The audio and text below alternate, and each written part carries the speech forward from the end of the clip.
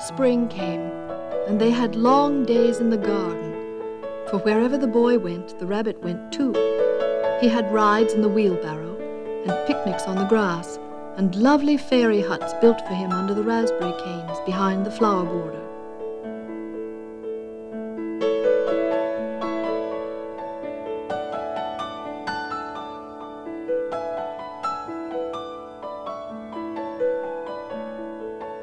One time the boy was called away suddenly, and the little rabbit was left out on the lawn until long after dusk.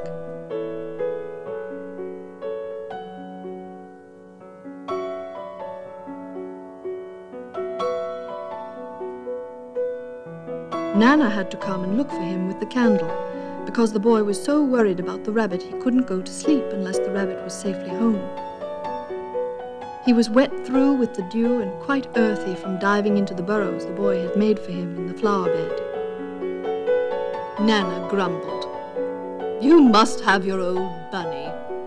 Fancy all the fuss for a toy." "Give me my bunny. You mustn't say that. He isn't a toy. He's real." When the little rabbit heard that, he was happy, for he knew what the skin horse had said was true at last.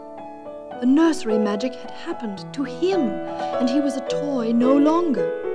He was real. The boy himself had said it. That night, he was almost too happy to sleep, and so much love stirred in his little sawdust heart that it almost burst. And into his boot-button eyes, that had long ago lost their polish, there came a look of wisdom and beauty, so that even Nana noticed it next morning when she picked him up and said, "I declare if that old bunny hasn't got quite a knowing expression."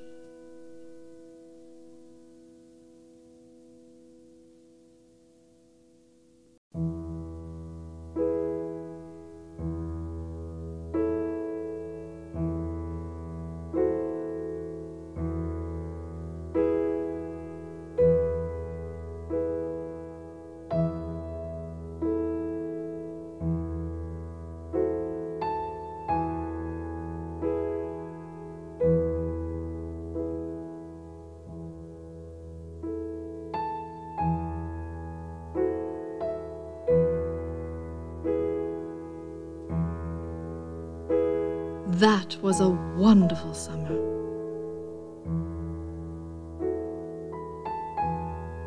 Near the house where they lived, there was a wood, and in the long June evenings the boy liked to go there with the Velveteen rabbit to play. And each day, before the boy wandered off to pick flowers or play at brigands among the trees, he made the rabbit a little nest among the bracken. He was a kind-hearted little boy, and he liked Bunny to be comfortable.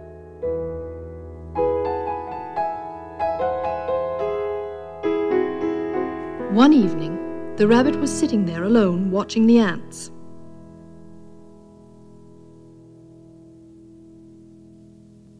Suddenly, he saw two strange beings creep out of the tall bracken near him. They were rabbits like himself, but quite furry and brand new. They must have been very well made, for their seams didn't show at all, and they changed shape in a queer way when they moved.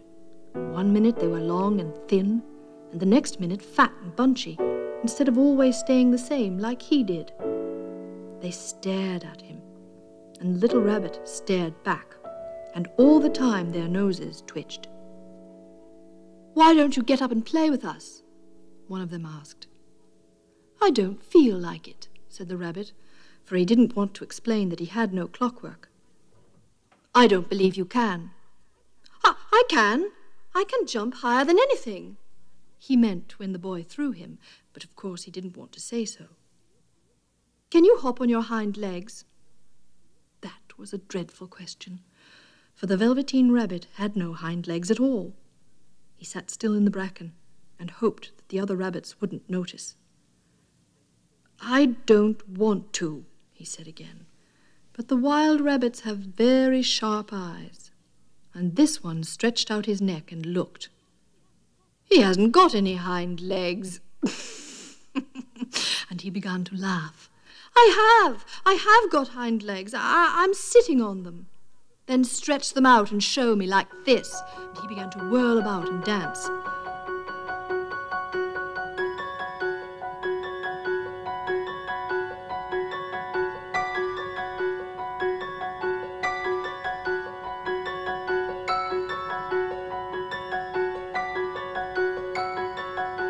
I don't like dancing. I'd rather sit still.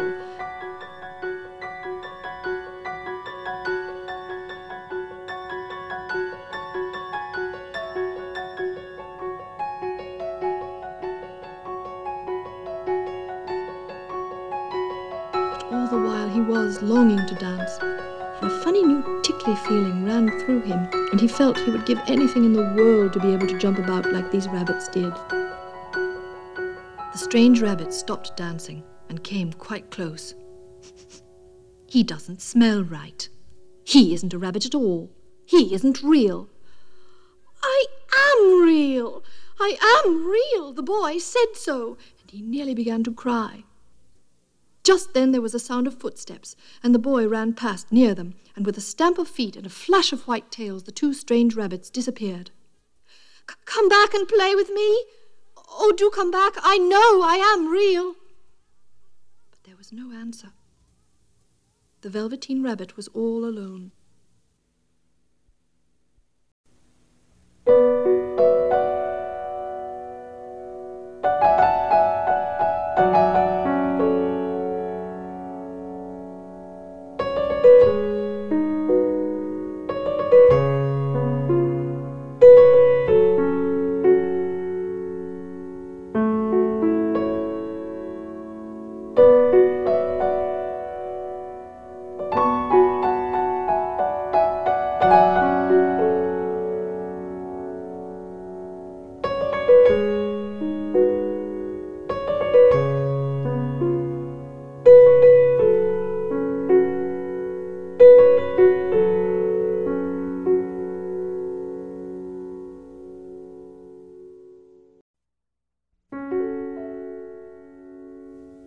Dear, why did they run away like that? Why couldn't they stay and talk to me?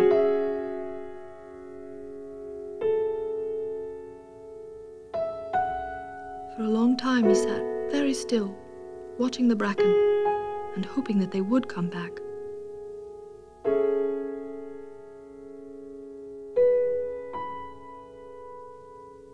But they never returned. Presently the sun sank lower and the little white moths fluttered out, and the boy came and carried him home.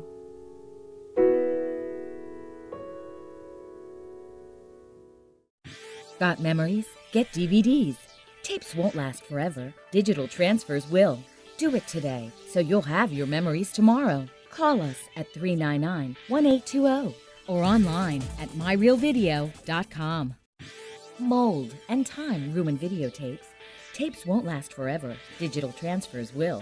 Do it today so you'll have your memories tomorrow. Call us at 399-1820 or online at myrealvideo.com.